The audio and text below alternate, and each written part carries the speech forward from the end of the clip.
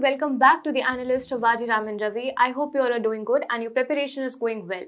Today is 2nd of November and these are the important articles that we shall be covering today. As the rising fatalities have been observed across the road accidents as highlighted by a report of Ministry of Road Transport and Highways in India, we will read about the case study of road accidents in India. In the second one, we will read about the indigenously developed CAR T cell therapy of India, that is Next Gen 90. Next, we will read about the recent case of GST upsurge as recorded from the last month.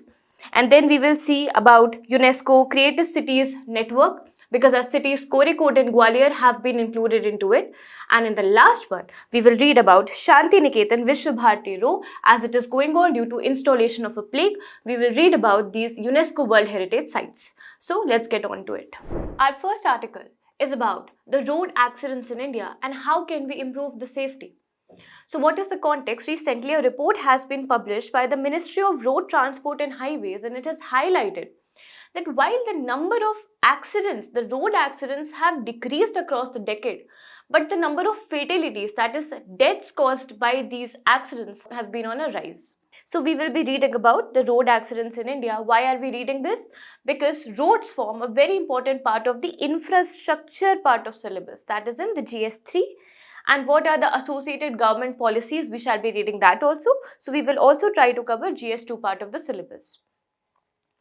So India is a country which has got, ironically, only 1% of the total motor vehicles. But then it accounts for 11% of the total road accidents. Why is this happening? This gravity of the situation is also highlighted by the World Bank status. So it has highlighted that India ranks first among the top 20 countries for the road accidents.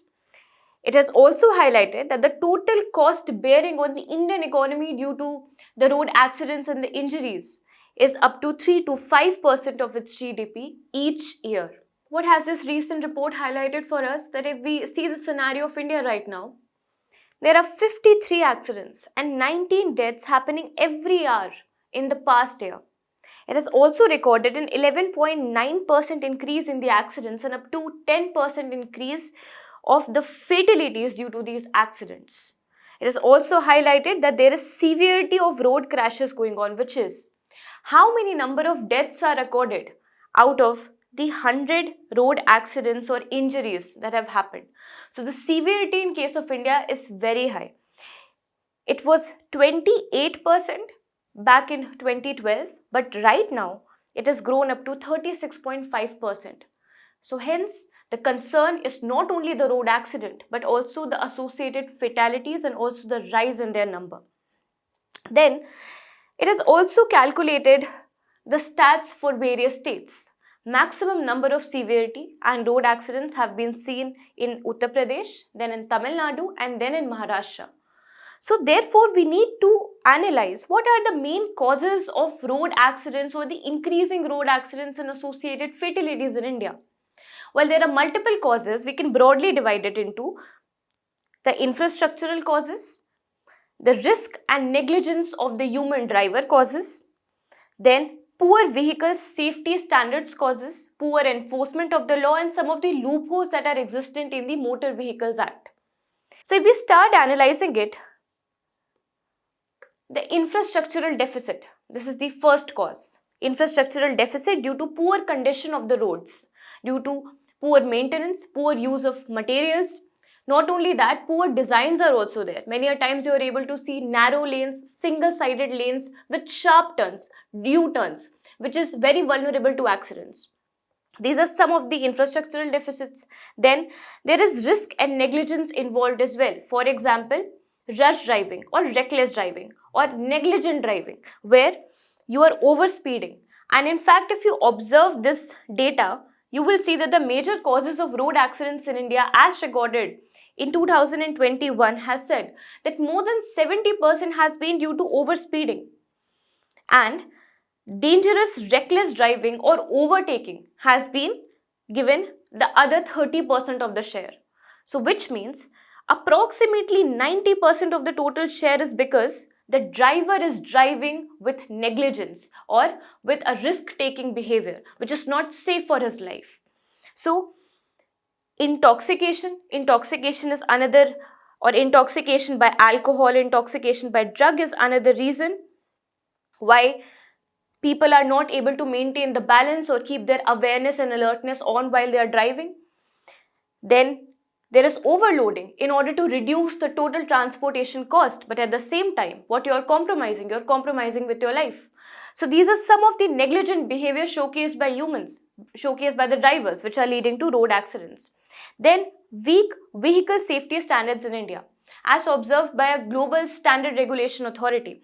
It has been seen that some of the India's top selling car models have also failed a test, a standard, a global benchmark for the safety of vehicle, that is the United Nations Frontal Impact Crash Test, which raises a question on the quality of vehicles we are putting on our roads. Next is the lack of awareness from our side. Do we as the drivers know that we should be making certain protective amendments or changes to our vehicles in the form of anti-lock braking systems, in the form of having airbags in our vehicles? Probably not. Not many of us know about this. Neither many of us know about the golden rule or the golden hour rule policy of the government, which says that cashless treatment will be provided to the road accident victim in case he gets admitted to the hospital within 1 hour of the fatality, of the injury which he has incurred, or of the traumatic injury which has been incurred on him. Now, this golden hour is very crucial because here is when there is highest probability of averting his death. Therefore, government has got certain provisions.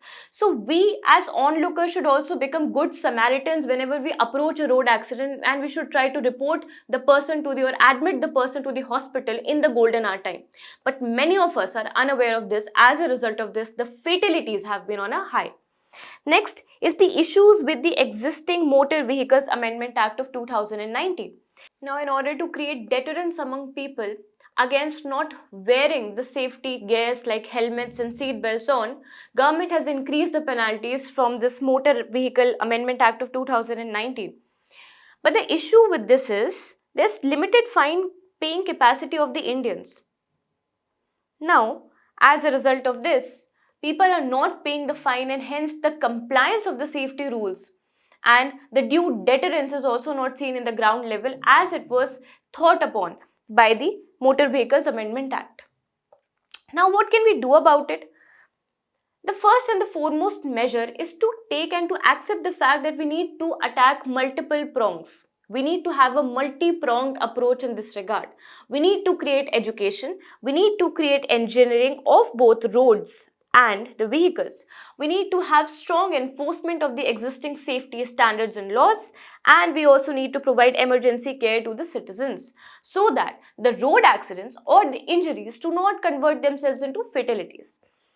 What are the national initiatives taken in order to manifest this 4E's multi-pronged approach? The first one is the Motor Vehicle Amendment Act. It first of all calls for all the vehicles to perform a vehicle fitness test. This has to be automated. That is, no third party or human intervention should be there, which means the testing would be completely fair and impartial. And this is mandatory for all the vehicles of India. Next is the recall of the vehicles if at all a defect is found in an existing vehicle or a running vehicle which may cause damage to the environment or to the driver or to the fellow road users. Then it will be immediately called upon by the government. Then creation of a statutory body, that is National Road Safety Board. This will help them to manage the different safety standards and laws across multiple states of India with the center. Next, we need to create awareness. People don't know about the safety regulations that are going on and what they need to do in order to avert the accident. So, in order to create the road safety awareness, there is National Road Safety Month and National Road Safety Weeks that are celebrated on annual basis in India. Then there are certification courses for the road safety auditors also, so that standardized audits of the vehicle norms or the vehicle standards or the road safety standards are conducted regularly in India. Next, we need to perform engineering both of the roads in order to enhance the quality and the robustness and the strength of the road that we are operating, so that we can do away with issues like potholes, which are the primary cause of a lot of accidents in India. Then we also need to engineer our current vehicles that are going on. So First of all, we need to identify and rectify the black spots. What are the black spots across a road? The area which is most prone to accidents, for example, the curved U-turns. These are the areas which are spotted by the government and we are trying to rectify them. The potholes that are there or the dangerous turns that are there, we are trying to fix that. That is one among the government's policy. Next is to fit the speed limiting devices in all the vehicles, all the transport vehicles of the India. Second is to create model inspection and certification center, one in each state and union territory of India. Then, in order to provide emergency care, under the Motor Vehicles Act 2019, there is a policy named as the Golden Hour Policy, where the government will be providing for cashless treatment. Now, these were some of the national measures that are taken already, but we can also learn something from the international best practices and international case studies. What are the international efforts to avert the road accidents across the world? First is the Brasilia Declaration of 2050. This is to achieve the SDG goal of 3.6, which is to halve the total number of injuries or fatalities caused by road accidents by the year 2030. The second one is a follow-up. This is a decade of action for road safety from 2021 to 2030. This is also in accordance with the Brasilia Declaration. Next is the United Nations General Assembly adopted resolution improving global road safety, which is to prevent at least 50% of the deaths, not just the injuries but also the deaths by 2030. All of them are in consonance with each other, targeting the year 2030 and targeting the reduction of total deaths by 50%. Then the International Road Assessment Program. This is done by a charity organization which is dedicated to saving lives through safer road. So, India being a party to Brasilia Declaration can also create robust standards and also ensure effective implementation in order to make sure that our citizens are safe on the road. Coming to the next topic, very interesting one. India's own CAR T-cell therapy has recently been launched. So what has happened? Central Drug Standard Control Organization of India has granted market authorization of NexCAR-19. UPSC in its prelims examination of 2022 has also asked something about the B cells and the T cells that we shall be seeing in application in the CAR T technology. So what is this biotechnology that we shall be studying in detail? So first of all, what is cancer? Because the CAR T cell therapy that India has just now created is actually a curative measure against the disease of cancer. Cancer is a non-communicable disease which is caused by multiplication or uncontrollable multiplication of the body cells, which impacts the immune system, eventually leading to weakening of the immune system and also death of the person in many instances. Cancers are typically of four types. First, which attacks the epithelial tissue, the tissue which provides a protection to the organs. For example, the esophageal, for example, skin. So, these kind of cancers are categorized as carcinoma. The second one is which attacks the soft tissues like the cartilages or the blood vessels or the bones of the body. This is the sarcoma kind of cancer. This is not that prevalent as compared to the other types of cancer. Then there is leukemia. This is that part of the cancer or that type of the cancer which attacks the blood forming tissues, for example, your bone marrow or the lymphatic system. But that which attacks primarily the lymphatic system of the body, one which is responsible for providing us immunity against the foreign toxins, the lymphatic system, that is known as lymphoma, as you can see from the name itself. Now, the CAR T cell therapy that we are about to read is effectively implemented on leukemia and lymphoma. It has been found to be up to 90% effective in both these cases. So now, what is the need of this advanced biotechnology? The need is rising cancer burden of India and the rising cancer burden globally. When it comes to India, the Globocon estimates have highlighted that there has been 47% rise in the number of cancer patients in India since 2020. And if the rate goes on like this, then 1 on every 9 person is likely to develop cancer, which means total 8 lakh cancer burden will be developed upon India and it will also be having some economic consequences. So in order to safeguard against this, we need to have more affordable, accessible and indigenous kind of technology to deal with the menace of cancer. What are the conventional methods that are not working that well? The conventional methods, first of all, are the surgery, the physical removal of the cancerous cells. Second is radiotherapy, where you administer the ionized radiation inside the patient. And then chemotherapy, involving administering some of the chemicals which impact the cancer cells of the body. But if they do not, or if they are not effective on the cancer's patient body, then in that case we need to go for more advanced approaches. So this is the first line of defense against cancer, but the issue with them is that they are not very targeted.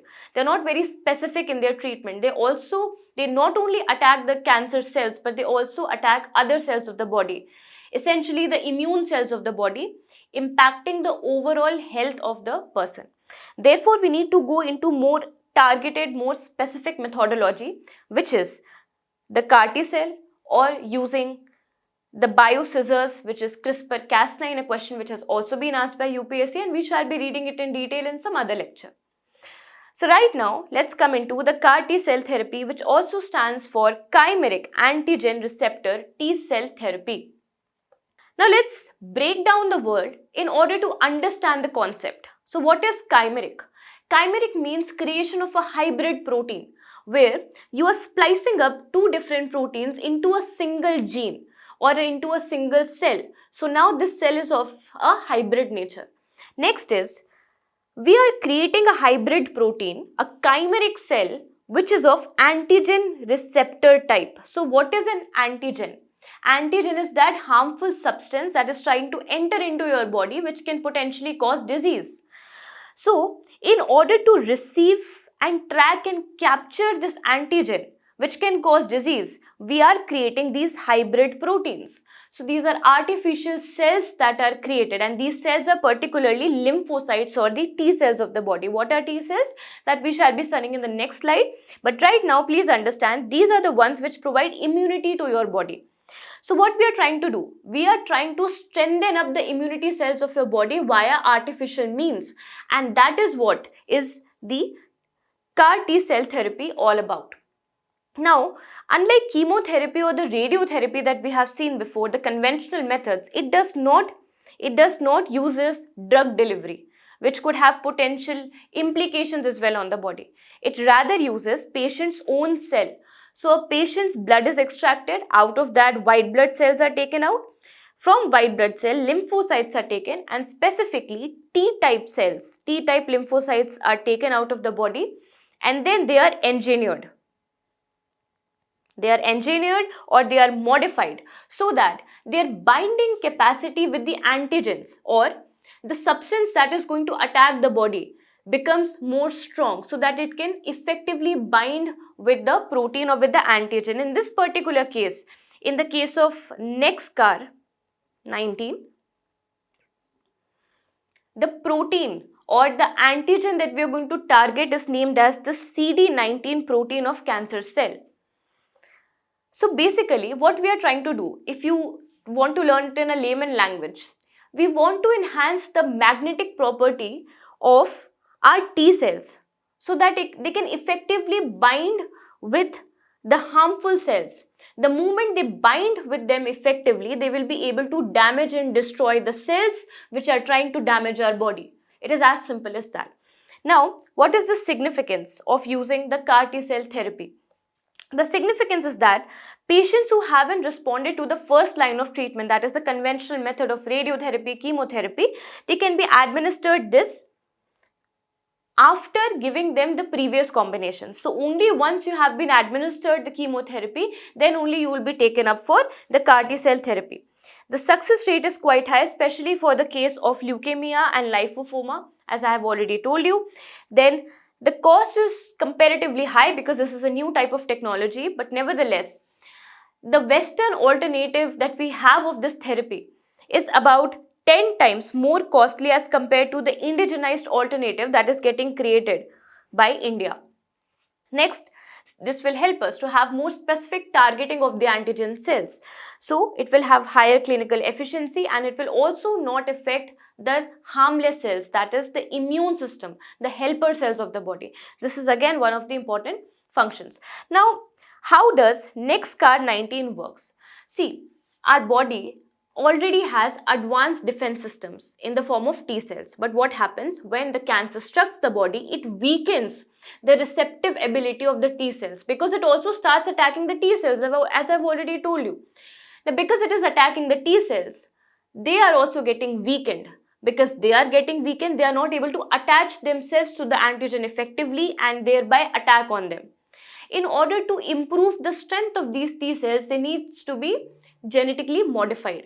And here where comes the CAR T cell therapy. So what we are effectively doing, we are taking the blood from the patient, we are extracting the T cells out of it, specially obtained from the WBCs, and then they are genetically engineered using the chimeric antigen receptors.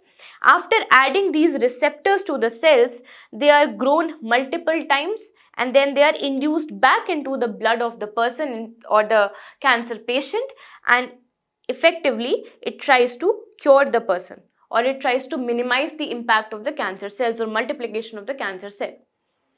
Now, let's go more into the bio section. What are the T cells and the B cells that have been asked by UPSC as well. So when you come to the type of blood cells, there are essentially three types of it. One which is responsible for carrying the oxygen in the body because it has hemoglobin. This is also appearing red in color, therefore they are known as erythrocytes or red blood cells. The second one is responsible for blood clotting, so that you do not bleed endlessly, and that is the platelet, also known as the thrombocytes. And then one that is there to fight against the infection of the body are called the white blood cells, which are again divided into multiple classes. The one which are a part of the lymphatic system are known as lymphocytes. These lymphocytes are essentially the smallest part of the body's mechanism, or the smallest unit of body's mechanism to fight an infection. If our body wants to fight, or what is the immune system of the body, first of all it will be having a lymphatic, we will be having a lymphatic system, we will be having some organs associated to it, then we will have lymphatic nodes, then we will have some lymphatic cells. So hence it becomes the smallest unit of our immune system. Now these are present everywhere in the body, but they can also, the lymphocytes can also be divided into two parts, the B cell and the T cell. The B cells are those which produce antibodies to attack the foreign toxins which are in the form of bacteria or viruses. These are not coming from the body itself, but if an antibody has been released to attack the body cells itself, like for example the cancer cells, these are originating from or within the body. So these are called T cells. Then the B cell are Y-shaped in nature. So therefore when we were reading about the COVID vaccines, or when we were reading about the immune response of body towards COVID, we saw that there were some Y cell receptors which were getting created using the COVID vaccines. What are these? These are the B cells. And why are not these the T cells? Because B cells are responsible for giving antibody response to external toxins, external bacteria or viruses. But when it comes to our own body cell, then we will be having T cells. So a cell will be surrounded by these spikes which are T in nature. Both of these cells are responsible for attaching themselves with the antigen and then destroying it. The next one is GST Collection Surge. So what is the news?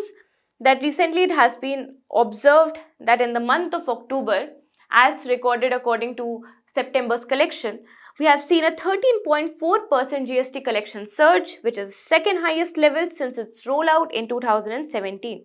A very, very important topic for you to read. Now, what has caused the collection surge? First of all, First is the settlement of dispute. The GST mechanism is broadly online in nature, therefore a lot of dispute redressal has been done online, which is a hassle-free process. So therefore a lot of businesses are trying to be more GST compliant. Next is the emphasis on audits by the government. The GST rules are more stringent as compared to the previous tax reforms. So therefore, in order to avoid the penalties associated with it, people are trying to pay back their taxes or underpay whatever they have underpaid. They are trying to provide the full reimbursement of that, and they are also providing tax input credits, grievances redressal if any. Next, because there is a festive season ongoing, so therefore we can see a lot of purchases and sales which involves a lot of taxes, and therefore because more purchases are going on, more sales are going on, more taxes are getting collected, and all of that tax is getting collected in the form of GST revenue because this is a consolidated tax. Next is the use of new emerging technologies. These are data analytics and artificial intelligence, which has made it very easy for you to identify the people who are misappropriating the taxes or are trying to evade it. You can also have better tax collection enforcement. You can also have better compliant rate in this case. So therefore, all of these methods or all of these efforts by the government have essentially led to upsurge seen in this festive season. What is the significance of this upsurge? First is it has helped providing some revenue to the government, which is falling short of its disinvestment receipt. And also it has been predicted that government could also opt for rate rationalization of the GST to better suit the economic condition and better aid the taxpayer compliance in the country. Now, once we have understood this, why was GST created in the first place? We need to know about that so that we gain some conceptual clarity. So in India, we had plethora of taxes, especially the indirect taxes were too much. Therefore, they also had a very strong cascading impact. As a result of this, the overall prices or the average prices of the goods and services that were purchased in India were pretty high as compared to our other counterparts. Why? Because we had cascading impact of the taxes. What is this that we'll be studying? But first of all, we wanted to subsume the majority of the indirect taxes that are there. For example, the VAT tax, value added tax, your luxury tax, your service tax, your excise tax, your octroi duty, etc. All of them got subsumed in GST. Next is to eliminate the cascading effect of the taxes. Now, for example, you want to make a sandwich. Now here, you will be taking some bread. For that, you will be taking vegetables, you will be taking some cheese. Now, what if GST is not going on and there is multiple taxes rolling out? Then, suppose you have purchased this bread which was actually of 70 rupees. But then, because the manufacturer of the bread has already paid tax completely, he has passed on this tax to you, and now you are paying 100 rupees for this bread which is worth of 70 rupees. So here, there is cascading effect of taxes because tax is already paid by manufacturer. And now when he is giving it to you, he is multiplying it, or he is actually reflecting his entire tax onto you. And the chain goes on, and as a result of this, the end product or the end consumer ends up paying a lot more as compared to the price or the actual price of the finished product. Similarly, a vegetable that you can buy for 20, you are buying for 50. Similarly, the cheese that you can buy for 30, you are buying for 40. Now, as a result of this, something that I could have brought for 120 rupees, I am now purchasing it for 190 rupees. That is the amount of cascading that goes on. In order to reduce that, we have implemented GST. Next is to curb the tax evasion. Now, what happens in GST? Once you want to reclaim this tax credit that you have already paid. Now, suppose a manufacturer has already paid the tax on this bread. Then why should it be passed on to you? If it has been passed on to you, don't you have the right to claim back or to claim your input tax credit? So therefore, the input tax credit regime has been given under the GST, where government will be repaying you only if you have got invoices created by the respective suppliers. So the manufacturer has to be mandating or has to be authorizing that you have purchased so and so product on this MRP and you need to be reimbursed by input tax credit. Only then you will be giving. So therefore, the amount of tax evasion that could have happened ordinarily in the form of other tax laws is not prevalent in GST so much so. Second, it also has got a centralized surveillance mechanism because this is a central or this is a unified tax. Now, when we have understood what was the need of GST, what essentially was GST and what legalized it, the legalization was done by 101st Constitutional Amendment Act of 2016, which led to the All India implementation of GST from 1st July 2017. That's when we got a wholesome integrated tax of all the indirect taxes in one place in the name of goods and services tax. What are the nature and features of this tax? First of all, it is imposed on multiple and at multiple stages. For example, you are a manufacturer, you are trying to create a biscuit. Now, you have brought some raw materials. The raw materials, essentially like flour, etc., flour and different flavors, they got mixed. When they got mixed, their value enhanced, which means it got value added. Now, in the next process, the manufacturer would be creating the biscuits out of it. That is, further enhancement of value addition is made. Again, further enhancement of value addition is made by the wholesaler by providing it suitable places for storage, that is the storehousing or the warehousing. Next, the retailer, which is responsible for commercializing or which is responsible for marketing your product. Again, value is added. So every time value is added to one process or the another, the GST is imposed. So GST is not imposed on the overall price or the total output from the gate. It is imposed only on the value addition that is made. So therefore, this is also a value added tax. Next is, it is a destination based tax. For example, your manufacturer is in Karnataka. Then your wholesaler or your warehouser is in Maharashtra and your retailer is in MP and your consumer is in Delhi. So who will pay the final GST? The GST will be applied upon the person of Delhi because it is a destination based tax. Next, what are the exemptions? Not all products have been covered under GST. Some have been exempted. For example, the electricity bill or the liquor or the tobacco products or petroleum stamp duty. These are some of them which are exempted, and you need to remember because they will help you to eliminate in prelims examination. GST is essentially of three types. One is the central GST. Next is the state GST, SGST. Both of them are collected at intra-state level. That is when the transaction is happening from or within the state. But when cross-border or cross-state transactions are taking place, that is IGST. Now, CGST and SGST is collected either by the central government or by the state government. Revenue will be shared equally between the center and the state here. In the case of IGST, there will be only one type of tax. In case of interstate sales, the center will then share the IGST revenue based on the destination of goods. So this is the working regime of GST. Coming to the fourth topic, UNESCO Creative Cities Network. What is a UNESCO Creative City? What is the concept of a creative city and what is right to city? That we'll be exploring here. So the news is that the cities of Kozhikode of Kerala and Gwalior of Madhya Pradesh have been included into the UNESCO Creative Cities Network, giving us total of 8 creative cities upon 300 total global creative cities of the world. This is a flagship city program by UNESCO, an organization which is responsible for promoting peace in the world through education, scientific endeavors and culture, and UNESCO has launched this in 2004.